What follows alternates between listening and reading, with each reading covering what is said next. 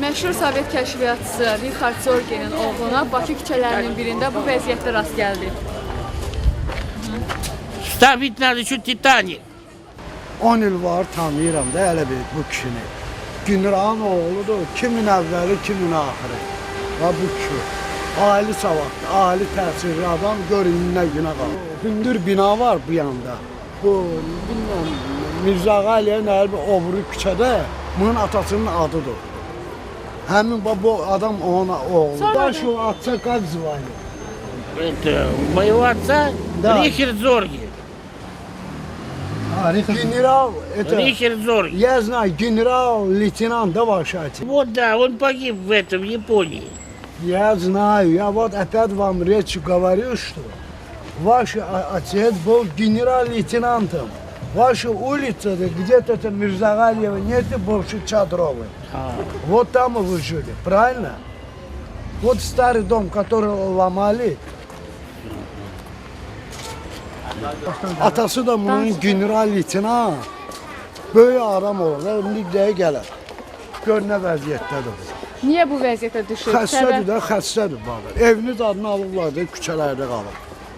Nə demək, buna nə ad qoyasan, nə deyəsən? Yazıqdır da, hələ deyil, insandır. Niyə alıblar ki evin əlindən? Nə bilim, indi belənçi adam özü ali savadlı, ali təsirli. Nöş bu günə qalıb, hökumət var, məsələn qocalar, aparsınlar, qoysunlar, Allah rızasına. Mən Heç müraciət edilmir bu haqda.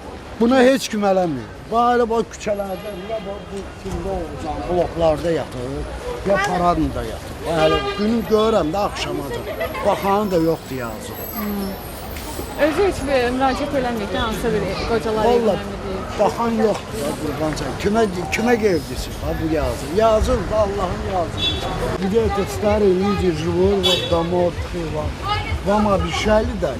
Нет, я не нуждаюсь, я квартиры не нуждаюсь. Я Я нуждаюсь знаю, в здесь же горячем неудобно. питании, мне надо горячее Я питание. знаю, я понимаю вас, Да. я прекрасно. Да. Я что хочу сказать, да, вот они из канала, да, НТВ. Да, и- хорошо, они спасибо, вот, да. Просто Да. они спрашивают, зачем он в таком виде. Вот мне У тоже меня вопрос. вопросы только в горячем питании. Я знаю, у вас квартира должна быть, что вам дали до этого. У вас же нету ничего. Ну а квартиры же у меня, а питание где я буду брать? Вам пенсию ничего не дают. Ну, надо идти оформлять где это. Вот, да, надо оформлять. Kəşfiyyatçı, Sovet İttifaqı qəhrəmanı Rixard Zorge.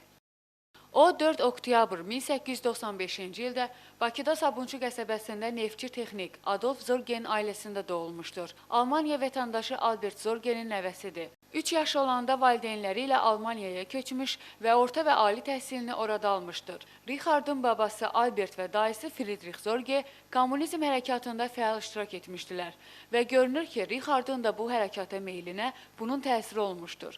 1924-cü ildə Sovetlər İttifaqına qayıdan Rixard Zorge 1929-cu ildə Sovet Kəşfiyyat Xidmətinin işinə cəlb edilmiş, 30-cu illərdə Almaniya və Yaponiyada işləyərkən bu iki ölkənin Sovetlər ölkəsinə qarşı hərbi əməliyyatlarına hazırlaşmaları və hətta bu hücumların konkret vaxtları haqqında məlumatları Sovet rəhbərliyinə gizli yollarla çatdırmışdır.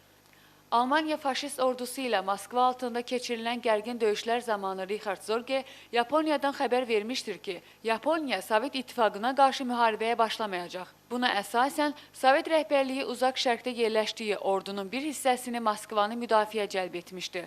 1941-ci ilin oktyabrında Rixard Zorge Yaponiya polisi tərəfindən həbs edilmiş və 1943-cü ilin sentyabrında onun haqqında ölüm hökmü verilmişdir. Rixard Zorge 1944-cü ilin 7 noyabrında Yaponiyada edam edilmişdir. Ona Sovet İttifaqı qəhrəmanı fəxri adı 20 il sonra 1964-cü ilin 5 noyabrında verilmişdir. Qeyd edək ki, Bakıda adını daşıyan küçə və park var. Həmçinin xatirə ansambl yaradılmış, qəhrəmanlığı haqqında bədii film çəkilmişdir. Ну вот я ему говорю, что они за мной 30 лет ездили, эти, как сказать, эти горнопроходчики, я их называю горнопроходчики. У них неограниченные эти, как сказать, уборочные права. Неограниченные уборочные права. Я прошу, чтобы их ограничили.